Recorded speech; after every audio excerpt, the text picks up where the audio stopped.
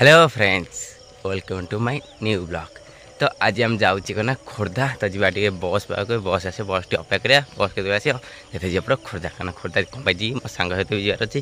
तो देखा जाऊ बस के चल आगे जल्दी बस हो जापर जा खोर्धा देखी आप कौन पाई जाए कौटी सब कह अमे भी आम गोटे सांग गाँव में पहुँची जाइए जहाँ हम आम जीवार अच्छी ताहर मिसिकी पूरा से जगह को। तो आम दादा गोटे आसते सी आम नुआ छाड़देले। तो देखिए सांगर पूरा तेज आम सांगर मोर बाहरी पड़ी तो मोर जीवा रेडी हो पूरा चिकना चिकना मुहरे कि मो चिकना लगुनि यार सी पूरा चिकना देखा।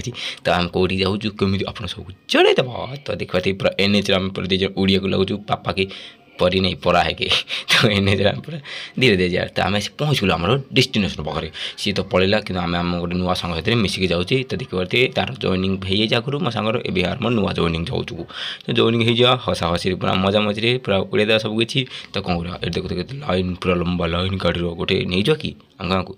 तो ये आम एंट्री हम जाऊँगी पूरा स्वागत सह।